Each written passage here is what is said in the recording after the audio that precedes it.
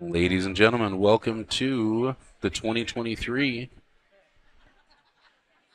Western BCA Championship here in Lincoln City, Oregon. This is Summerfield Habner coming to you live with Railbirds TV. This is a Platinum Scotch doubles match. We're just getting started here.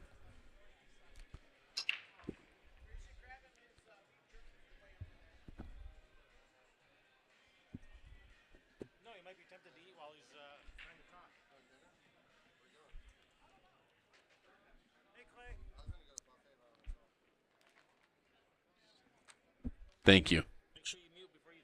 Deal. So 528. So I update that. Just getting started here. It's my first one of the year, everybody. Thank you so much for tuning in. We are thrilled to be here. This is going to be an exciting match. 537 average versus a 529, so good action here. All updated. Minimize. Ready to roll. We're at a 53-47 chance here. This is Mr. Boldman at the table here. Got kind of a tight window on this ball. And they had a long last match. And sometimes that goes one of two ways. Sometimes it means you're nice and warmed up, ready to roll, and sometimes it means you're pretty tuckered out from winning the last one. Looks like they're hitting the ball pretty good. That was a nice shot. She's looking up table, trying to figure out what to do with that 2 ball. I don't think the 3 passes the 7, so you kind of got to go 1, 7, and then something. It's a pretty big reach over here, too. Going for the extension. Again, everybody, thanks for tuning in. This is Railbirds TV coming to you from the Chinook Winds Casino and Resort here in Lincoln City, Oregon. Western BCA Championship, day 1 here, the actual event. Looks like she wants to draw off this ball, get a little closer to her work.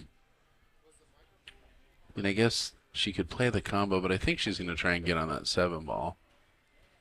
She's going to get right on that 3. Well, might not have much of a choice here. It's getting pretty tough to play safe. And yeah, boy, but playing the combo, that 3 ball's going right over into traffic too. Tough action.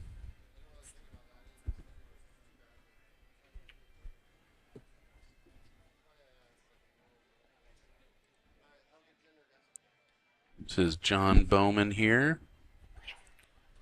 His teammate Miranda Smyser.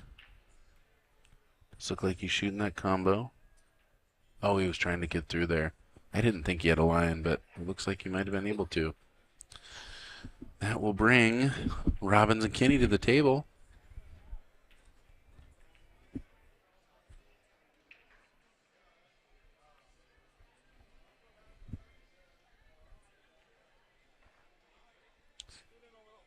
Nope. Nice open table here, but still got some kind of issues.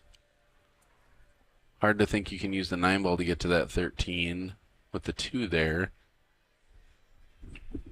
Let's see how they want to attack it. I kind of like getting a little more straight on the 15 to try and do something off the 15 there.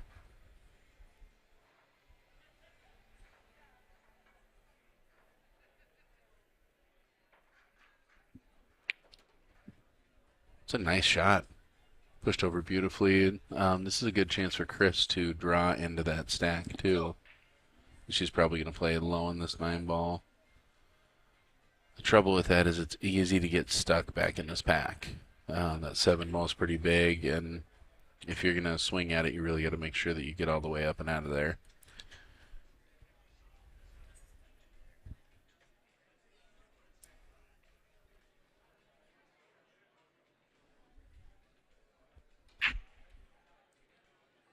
Both players observing the rules here, stepping out of the playing area to talk. I think the play's been pretty quick.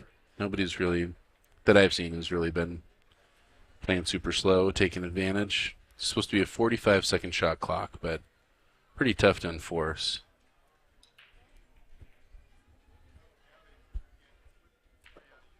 Snapping at it. Makes the ball, doesn't get around there, and just a little too much punch on that shot. It's hard with it being that close to the rail to get that draw to catch in time.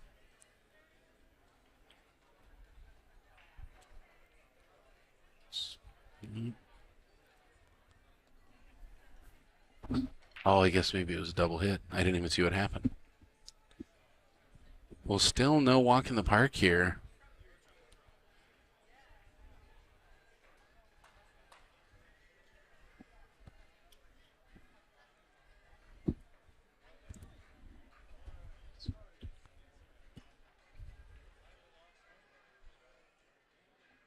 Let's see.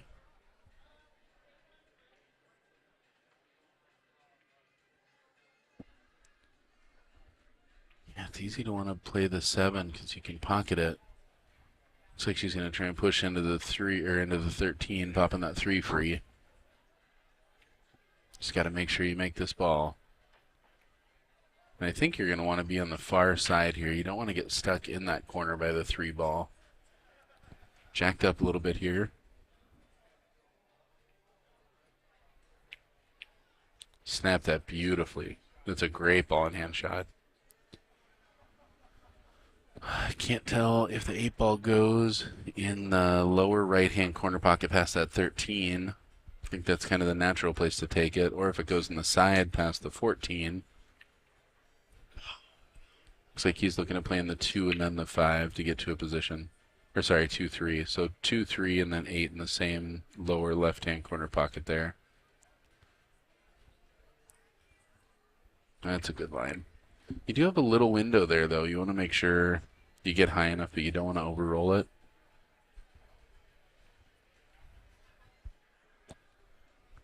So she's kind of going to draw a slide up off this ball, getting right on top of it. Well, hopefully that 8 does pass the 13. Just taking a look at it. I think it's got part of a pocket. He looks like this is a shot for him. He called it. This is John Boldman, cut to win game 1.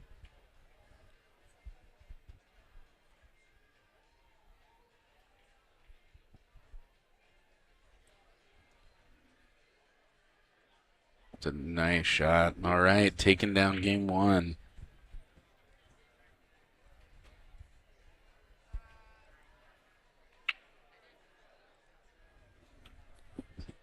Excellent shooting. You get to win the break, too. All right. Like we said, thanks for tuning in here at Railbirds TV.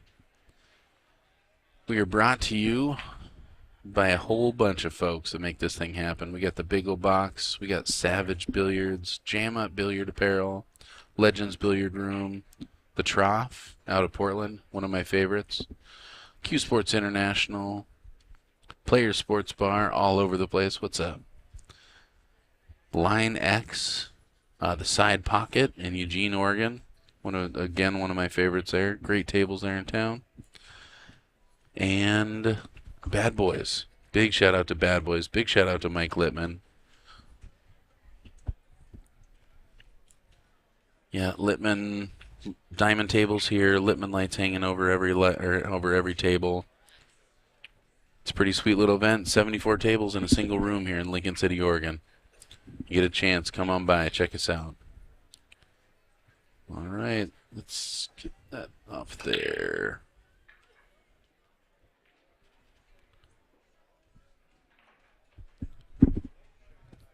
Three, 6, 9, 12, 14. Something's down. Looks like we got a stripe down. It's going to bring Miranda back to the table.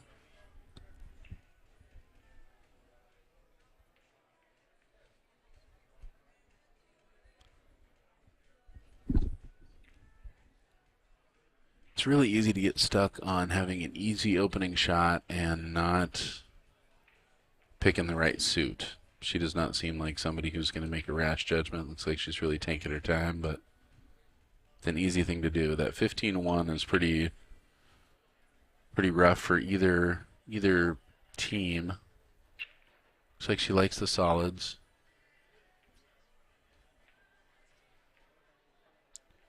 Rolling forward, I probably would have used that ball in that position to be able to try and break into that 15-1. Still have a lot to work with there. But claiming solids. Looks like John is going to get the 7. He might use the 7 to get the 8 off the point too. It's not where you want to be shooting your 8 ball from, and if you can deal with the problem from natural position, now's the time to do it.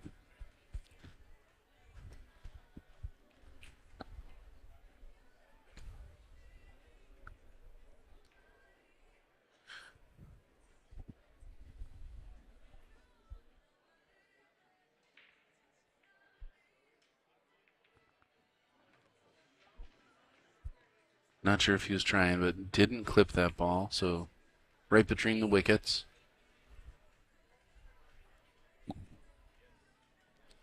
And Miranda looking at a longer shot. Still got to deal with that 1 ball. I kind of like playing the over and back here off the 3 ball. 3 ball to the right side rail, left side rail, come back in and try and hit the 1. Because otherwise I guess you can use the 3 here in a minute. I just don't like waiting.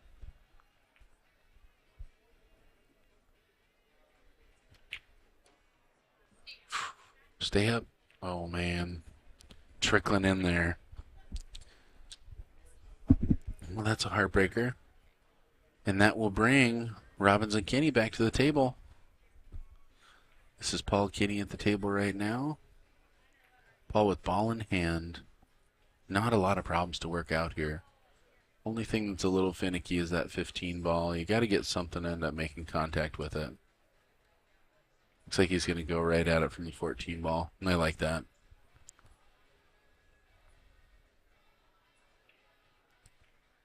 Ideally, you want to know where you're pushing that ball when you do it. I kind of like coming under the 1 and not hitting it super hard. That way you're not pushing the 15 all the way down the table. Hopefully you're going to stop right there and got a good line on the 11. Just like that. Looks like he might have got a little interference there. The 15 might be in the line of the 13. Chris taking a look and seeing if that 9 ball goes. I'm not sure that it does. Otherwise, yeah, she's looking at a back cut on the 12. That's pretty steep. Letting the cue ball go a little bit, but it looks like that might be what she's got. So again, this is Chris Robbins out of Eugene, Oregon, and Chris wants to give a big shout out right now to Nancy Nelson. Her birthday's coming up on April 5th. She's going to be 80 years old, so 80 years young. Happy birthday there, Nancy. Thanks for tuning in here at Railbirds. Both Chris and Bob sending you love from out here in Oregon. And boy, she had to catch that ball really, really thin and just barely missing the edge of that ball. That's going to bring John back to the table. Ball in hand. Unfortunately for Chris and Paul, they eliminated the problem. He's going to take another swing at this 8 ball. I do think he was trying to tap it last time. So just roll forward. You don't need to hit it hard, just enough to get it off that point. There it is.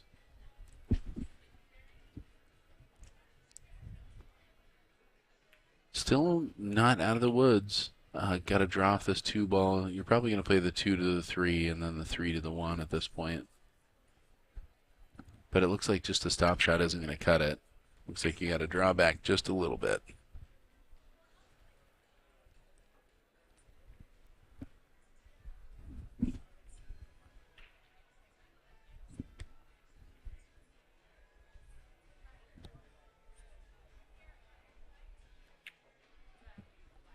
Got a little draw. Looks like she's got a line on it. That looks perfect. It's like really natural shape to just come up and back, take the 1 in the same pocket.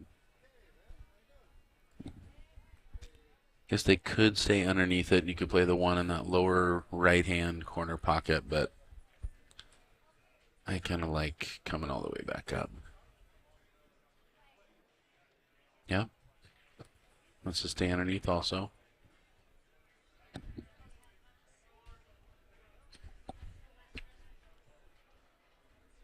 So he got her good on this ball, but he got her pretty straight. This is not an easy shot to get back on the other side of the table. The last thing you want to do is muscle this ball. If I'm Miranda, I'm laying up and making him shoot that bank shot.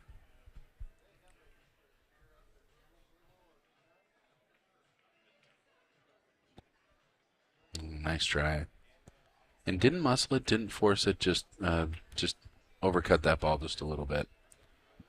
And that's going to bring Paul and Chris back to the table with an opportunity. Not ball in hand this time, but wide open table.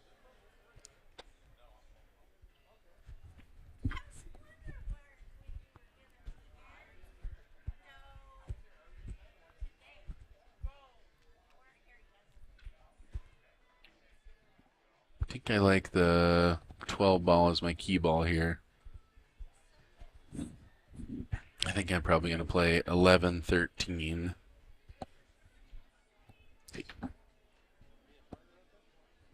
You can come on, yeah.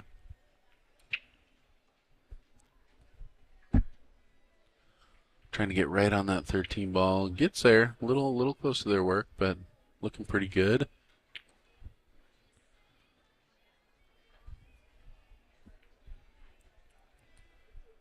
Just probably just going to slide off this 13 ball here. I kind of like going 13, 15, 9, 12. Joining the booth right now by the one, the only, Mr. Clay. How you doing, bud? Good, man. How are you? Doing well.